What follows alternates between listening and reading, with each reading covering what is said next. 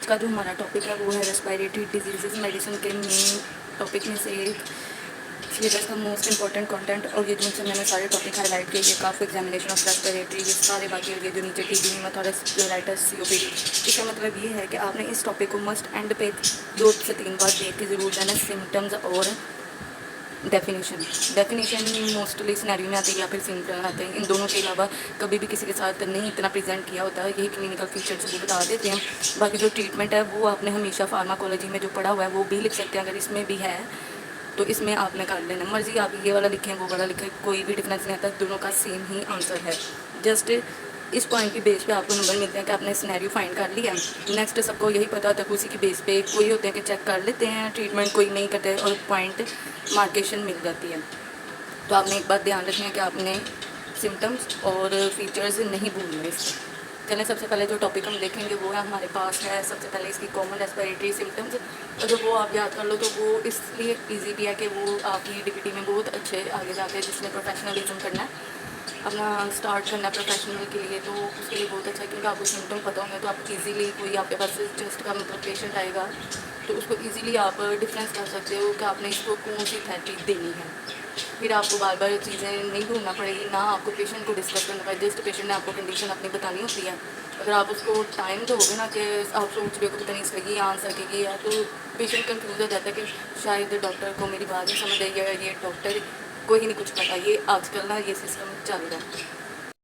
हम जो स्टार्ट करने लगे हैं वो हमारे पास आ गया। सबसे पहले ये रेस्पिरेटरी डिजीज़, इसमें ये जो कफ का बताया हुआ है, कफ क्या होती है सबको पता है। नेक्स्ट उसकी टाइप बताइए, क्यूट है, सब क्यूट है कि क्रॉनिक, और उसकी डिफरेंस बताइए। ये डिफरेंस की बेस पे ही आप कफ को डिफ़र कर सकते हो कि वो किस तरह की है। क्यूट है, अगर क्यूट है तो वो किस एरिए की है। अगर सब क्यूट है, कितनी देर से चल रही है, वो सब क्यूट में आ गया। अगर वो 8 वीक से ज़्यादा हो गया तो क्रॉनिक हो गया, ये उसका सारा पोर्शन आ जाता है। फिर कफ की टाइप्स आ गई, ड्राई है, वेट है, किस तरह की स्पूटम वाली है। देन उसका ट्रीटमेंट लिखा हुआ है। ट्रीटमेंट आप एक एक ही कर लो, इतने ज़्यादा करने की ज़रूरत नहीं है। प्रोडक्टिव कफ है जिसमें इसमें ये बताते हैं कि कौन सा इन्फेक्शन होगा तो प्रोडक्टिव कफ आएगी। ट्रीटमेंट में कौन सी मेडिसिन यूज़ कर रहे हैं, ये इसके ब्रांड नेम लिखे हुए हैं। उसने जैसे इसमें बताया हुआ है कि ये जो हमारे पास एक्यूट कफ आती है ये मोस्टली कॉमन कोल्ड की वजह से होती है, और कौन सी कंडीशन में होती है, या वो एम्बोलिज्म में होगा या जस्ट हार्ट फेलियर में या निमोनिया में, ये कंडीशन है। सारा MCQs के लिए ये पेज है।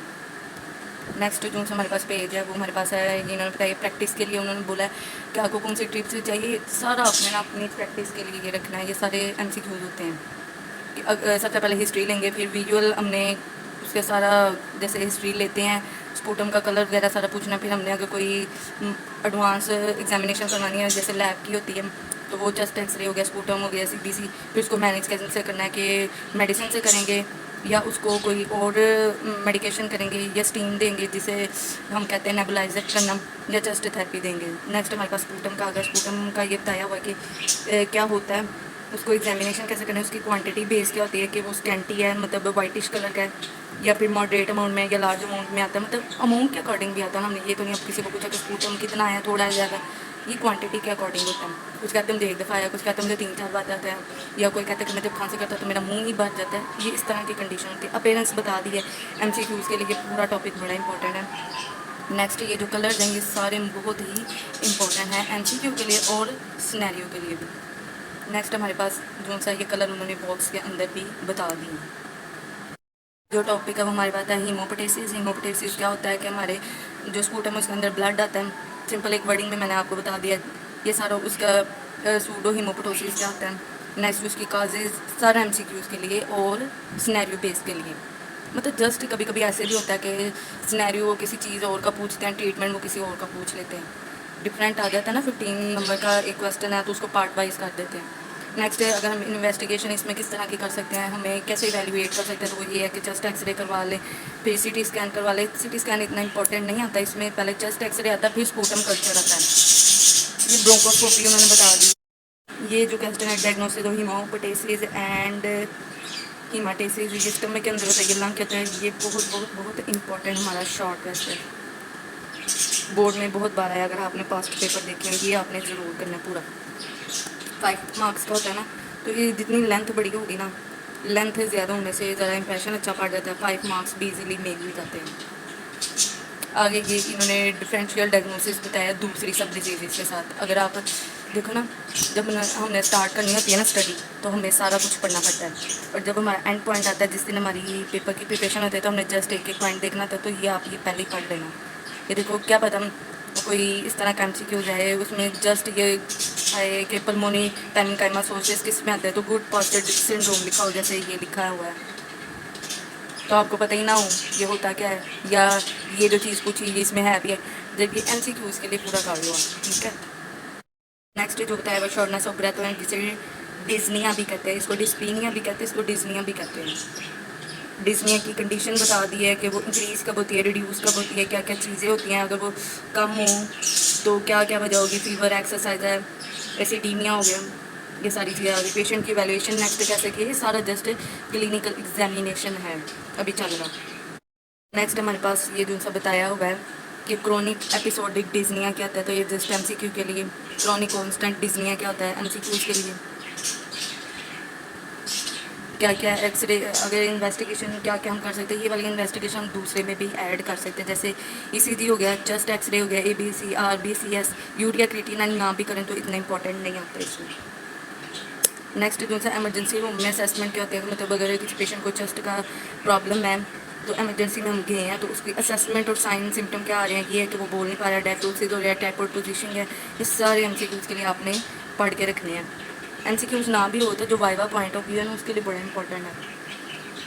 डिग्री ऑफ डिस्निया क्या होती है, ग्रेड से पूछ सकते हैं कि किस किस लेवल की होती है, 0 1 2 3 4 ग्रेड में क्या डिफरेंस है शॉर्टनेस के लिए।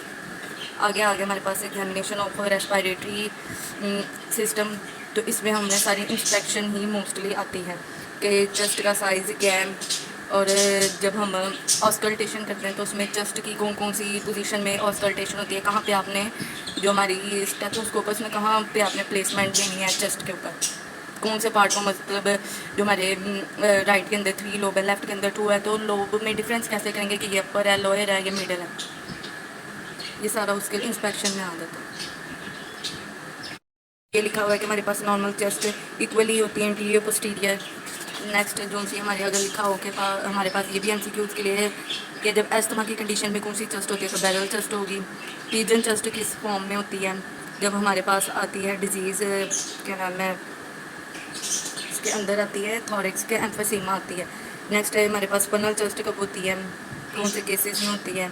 काइफोसिस में हमारे पास लंग का क्या है, काइफोसिस कोलियोसिस में क्या पोजीशनिंग होगी, लंग्स पे क्या इफेक्ट आएंगे, ये सारा हमने इस तरह से याद करना है। एक बार याद किया होना, पर मतलब हिस्ट्री जैसे हम लेते हैं तो ये कभी भूलने वाली चीज़ है ही नहीं। कभी कभी हम इसको इतना भी डीप नहीं पढ़ते, क्योंकि हमें पता है कि चेस्ट का कोई पेशेंट आता नहीं, तो 100 में से 5 से 8%, 5 to 10% आ भी जाते हैं। आपको कंडीशन तो पता हो, अगर उसको चेस्ट का कोई प्रॉब्लम है, तो आप अगर उसको एम्बोलिज्म है और आप उसकी फिजियोथेरेपी चेस्ट की कर रहे हो, तो प्रॉब्लम होगा अंदर बहुत, उसको चेस्ट का, उसको हार्ट का प्रॉब्लम हो सकता है। ये सारी कंडीशन के लिए हमें इतना ये डीप पढ़ना पड़ता है, तो एक बार डीप पढ़ लो ना, फिर बार बार इतनी डीप जाना नहीं पड़ता है, ये सारी चीज़ें फिंगर्स पे होती हैं। नेक्स्ट हमारे पास ये देखें, ये लोब के हमारे पास उन्होंने पोजीशनिंग बताई है कि अगर हम बैक साइड से देखें तो कौन सा लोब कहाँ पे है, इंटीरियरली, और लैटरल व्यू देखें तो क्या है, ये सारा कुछ आ गया है। आगे ये वाला MCQs के लिए बहुत इंपॉर्टेंट है टेबल, जिसमें लिखा है हाइपर रेजोनेंस कब होगी, कौन सी कंडीशन में होगी। ऐसे ही MCQs कह सिनेरियो जो आते हैं मेडिसिन के, उसके अंदर ये लिखा होता है हाइपर, जब इसकी प्रकशन की गई तो हाइपर रेजोनेंस आई, तो आपको पता होगा कब आती है। डल कब होगी, जब फाइब्रोसिस होगा। स्टोनी डल कब होगी, जब प्लूरल इफ्यूजन होगा। ऑस्कल्टेशन उन्होंने आगे बता दी है कि इसमें क्वालिटी, इंटेंसिटी और प्रेजेंस आती है, ये उसके अकॉर्डिंग पोजीशनिंग बता दी है लोग के लिए। साउंड की क्वालिटी है, अगर आपको नहीं प्रैक्टिकल परफॉर्म करवाया गया तो आप नेट से ये ब्रेथ साउंड की ना एक वीडियो देख लो, बड़ी अच्छी सी मिल जाएगी, जिसमें पहले नॉर्मल बता देते हैं, या ब्रोंकियल आगे उसके बताते हैं ब्रोंकियल किस तरह की होती है, फिर सारी दूसरी भी बता देते हैं कि एम्फीसीमा के अंदर किस तरह की, मतलब जितनी भी इसकी कंडीशन है ना, प्लूराइटिस, ब्रोंकाइटिस, ब्रोंकाइटिस में कौन कौन सी हमारे पास साउंड प्रोड्यूस होती है और किस किस लेवल पे होती है, वो सारी एक बाकायदा वीडियो बनी मिल जाएगी आपको, बहुत ज़्यादा। नेक्स्ट हमारे पास ये इन्होंने टेबल है काजेज़ का, जनरलाइज और लोकलाइज्ड, के काजेज़ वीजिंग की और रोंकाई। वीजिंग और रोंकाई में थोड़ा सा ही डिफरेंस है, वीजिंग ज़रा सीटी की तरह आवाज़, रोंकाई में ज़रा इसी को एडवांस लेवल पे दे दो, उस तरह की आवाज़ हो। और जनरलाइज्ड मोस्टली किस में आती है ये उसने, और लोकलाइज्ड किस में आती है, वो सारा कैपिटेशन क्रैकल्स की आवाज़ आती है जब प्लूरल जो हमारी प्लूरल स्पेस के अंदर ना पस या फ्लूड फील होना, तो क्रैकिंग की आवाज़ आती है, सांस लेते हैं, खड़खड़ करती है, उसको कहते हैं। अगर कैपिटेशन का ये जो होता है, कैपिटेशन और क्रैकल्स, अगर आप ये पूरा ना भी कर सको तो ये टेबल इंपॉर्टेंट है, टेबल में ज़रा कवर हो जाता है। ठीक हो गया। ये प्लूरल रब भी, उसको वर्कर, रेजोनेंस, ट्री रीडर, सारा कुछ इसी की बताई हुई है। एमसीक्यूज़ के लिए सारा जो बताया है, सारा एमसीक्यूज़ के लिए। हमारे पास फिजिकली उन्होंने बता दिया कि फिजिकली क्या आपको अपेयरेंस नज़र आएगी। तो सबसे पहले क्लबिंग हैंड नज़र आता है, बहुत ही एडवांस लेवल पे ये वाली कंडीशन नज़र आती है। ड्रम स्टिक लाइक अपेयरेंस होती है हमारी फिंगर्स की। अगेन नेल्स की शेप, क्योंकि नेल्स के प्रॉपर ऑक्सीजनेशन लेवल नहीं ना होता एंड पॉइंट के ऊपर पेरिफेरल सिस्टम पे, तो उसकी वजह से ये वाली शेप आती है। ये मैंने नॉर्मल है, ये हमारा जो एंगल है ना वो चेंज हो जाता है, इसको क्लबिंग हैंड कहते हैं। अब क्लबिंग फिंगर किस किस की वजह से हो सकती है? रेस्पिरेटरी कंडीशन, कार्डियो सिस्टेमिक में आ जाता है हमारा स्टमक का, और कंजेनिटल के मतलब कंजेनिटली ही उसको ऑलरेडी प्रेजेंट थी। नेक्स्ट हमारे पास आ गई है ये दूसरी कंडीशंस कि कौन कौन सी वजह हो सकती है। ये सारे एमसीक्यूज़ के लिए टार्स, टेनिंग, फ्लैपिंग, ट्रेमर क्या होते हैं, हेड एंड नेक के अंदर क्या होगी। तो ये एक बार इसका ये एमसीक्यूज़ भी आया और शॉर्ट क्वेश्चन के अंदर भी, जैसे शॉर्ट क्वेश्चन कह रही हूँ जिस तरह सिनेरियो है उसके अंदर भी आया हुआ था। ये सुपीरियर वेनल कैवल ऑब्स्ट्रक्शन का कि ये कब होती है। लिखा था कि पफिनस ऑफ फेस पे और डिस्टेंशन ऑफ जुगुलर वेन है, तो सुपीरियर वेनल कैवल ऑब्स्ट्रक्शन हुई थी उसके अंदर, उसकी वजह से साइनोसिस थी, उसने काजी से बताई हुई थी, और सीओपीडी के अंदर हुआ था। मतलब इसका मतलब है कि रेस्पिरेटरी कंडीशन से बताई हुई थी, पर उसका जो आंसर था वो हमारा वास्कुलर आया था, सुपीरियर वेनल कैवल ऑब्स्ट्रक्शन आया था। इस तरह उन्होंने मिक्स करके डिफरेंस मिक्स करके एमसीक्यूज़ भी होते हैं, और शॉर्ट क्वेश्चन भी। शॉर्ट क्वेश्चन मोस्टली ना टर्म से ही पूछ लेते हैं, वो इतने डिफिकल्ट नहीं होते। डिफिकल्ट हमारे पास सारे लॉन्ग और एमसीक्यूज़ आते हैं। ये हमारे पास सेंट्रल साइनोसिस बताया कि सेंट्रल साइनोसिस क्या होते हैं, एक्यूट कब होगा, क्रोनिक कब होगा, फिर उसको पेरिफेरल साइनोसिस जिसमें ब्लूनेस ऑफ हैंड, ये विजुअली भी हमने मोस्टली देखे होते हैं, पर ये बहुत ज़्यादा ब्लूनेस दिखाई हुई है, ब्लैक नहीं है। ये जब थोड़ी सी भी स्टार्टिंग होती है एक्यूट कंडीशन, तब लाइट से ब्लू होते हैं। आगे हमारे पास ये लिम्फ नोड की एग्जामिनेशन है कि कौन से एरिया पे कौन से हमारे पास आए हुए हैं लिम्फ नोड। तो ये हमने anatomical first year second year में ऑलरेडी पढ़े होते हैं, फिर भी जस्ट एक वो जैसे एक लुक देना होता है ना, उसके लिए बच्चों को याद है, उसके लिए बनाया जस्ट, इसका वैसे कोई भी नहीं है। ये क्विक रिव्यू दिया वही जैसे हमने एक पूरा पिक्चर डिटेल में पढ़ा है, उसका एक फिंगर टिप्स पे रखने के लिए कि सबसे पहले अपेयरेंस किस तरह की होगी, अपेयरेंस के बाद शेप एंड सिमेट्री कैसे होगी, ब्रीथिंग कैसे होगी, फर्स्ट मूवमेंट कैसे, palpation, percussion, auscultation, examination physically and physically by hand, clubbing होंगे, साइनोसिस होगा, स्टेनिंग ऑफ हैंड हो गया, फ्लैपिंग ट्रेमर्स होंगे, कंजेशन एडिमा साइनोसिस। ये सारा हमारे पास एक एमसीक्यूज़ का शॉर्ट आ गया, जिसको हमने पीछे डिटेल में पढ़ा। वो यहीं पे अगर आपने चीज़ें पीछे डिटेल में पढ़ी होंगी तो यहाँ पे जब आप जस्ट पॉइंट पढ़ेंगे तो आपको पता चल जाएगा कि ये मैंने चीज़ पीछे पढ़ी है, इसका मतलब ये है। ये शॉर्ट रिव्यू दिया हुआ है। हमारे पास सारे एमसीक्यूज़ ही एक तरह के स्टार्ट हो गए। इन्वेस्टिगेशन हमने स्पूटन की कैसे करनी है, ये सारा उसका टॉपिक आ गया। जस्ट मैं आपको रीड आउट पढ़ा नहीं रही, मैं आपको प्रिपरेशन का तरीका बता रही हूँ कि आपने कौन सा चैप्टर जब खोलना है तो किस तरह उसकी प्रिपरेशन करनी है। ये सारा एमसीक्यूज़ के लिए कि एसिड फास्ट है। देखिए अब एमसीक्यूज़ आता है कि एक पेशेंट था, उसका ये स्पूटन AFB हुआ है। अब पेशेंट बच्चों को पता ही नहीं होता है AFB होता क्या, तो इसलिए ये शॉर्ट वाइज सारी चीज़ें पहले पढ़ने वाली है। चेस्ट का एक्सरे किस तरह के होते हैं, लॉडोटिक व्यू, मतलब देखो हमने जब अपने क्लिनिकल सिस्टम में आना तो हमें किसी को चेस्ट एक्सरे लिख के देना हो तो हमें पता होगा, तो हम लिखेंगे कि उसका AP व्यू कराना है, PA व्यू कराना है। किसी को पता ही नहीं होता लैटरल व्यू कराना है, कौन सा करवाना है। ये सारे MCQs है। मीडियास्ट्रिनम क्या होता है, ट्रैकिया, हार्ट, हाइलर शैडो क्या होता है, ये सारी चीज़ें हमें पता होंगी तो हम चेस्ट का एक्सरे जो है उसको रीड कर सकते हैं। ये रीडिंग के लिए सारे पॉइंट हैं। सबसे पहले ट्रैकिया किधर, मीडियास्ट्रिनम, हार्ट किधर, हाइलर शैडो किधर, डायफ्राम किधर है, नेक्स्ट जो सा प्लूरल स्पेस किधर आ रही है, डिफॉर्मिटीज जो सी है वो किधर है, जो सॉफ्ट टिश्यू शेडो है वो किस तरह का होता है। ये चेस्ट एक्सरे का एक डिस्क्रिप्शन उनकी किस तरह पोजीशनिंग आई हुई है। अब देखें ये सारे आगे चेस्ट के एक्सरे बने हुए हैं कि किस तरह अपेयरेंस आती है। ये चेस्ट का एक्सरा सबसे पहले लिया हुआ है, इसका बताया कि क्लेविकल है लंग फील्ड के अंदर, हार्ट इसका शैलो स्मॉल है, ये नॉर्मल एक मतलब बताया है। नेक्स्ट हमारे पास ये कंडीशंस वाले स्टार्ट होने लगे हैं। इसमें बताया कि हमारा ट्रैकिया डेविएट है, जरा मेरी पे लाइट सा व्यू नज़र आ रहा है पर नुमाया ट्रैकिया डेविएट ही हुई नज़र आती है। ये हमारे पास दूसरा आया हुआ है एम्फोसीमा का, कि एम्फोसीमा के अंदर इस तरह की लंग की अपेयरेंस आती है। ये हमारे पास कार्डियोमेगाली का बताया। अब देखिए कार्डियोमेगाली किस तरह बताएगी, ये आपको ये ऐसे शेप नज़र आ रही है। ये हार्ट का जो नीचे बेस है ना, ये इस साइड को निकली है, ये हार्ट एनलार्ज हुआ है। ये उसका बताया आगे, निमोनिया का बताया होगा। ये देखें, ये सारी ब्लैक स्पेस है, इधर हमारे पास इन्फेक्शन हुआ है निमोनिया का, इसकी वजह से ये वाइटिश नज़र आ रही है। नेक्स्ट नीमोथोरेक्स हुआ है, नीमोथोरेक्स में ये देखिए एक जैसी अपीयरेंस है ही नहीं। निमोनिया, नीमोथोरेक्स क्या होता है? एयर होती है ना, एयर फ्लूड, जो उनसे सॉरी फ्लूड कह रही है, एयर फील्ड हुई होती है लंग्स के अंदर। ये फाइब्रोसिस का होता है, ये हमारे प्लूरल एफ्यूजन का होता है कि प्लूरल स्पेस के अंदर फ्लूड एक्यूमुलेट हुआ है। तो जिस एरिया में हुआ होता है ना कि वहाँ पे सारी वाइटिश आती है। ये प्लूरल पल्मोनरी कैविटी का आया हुआ है।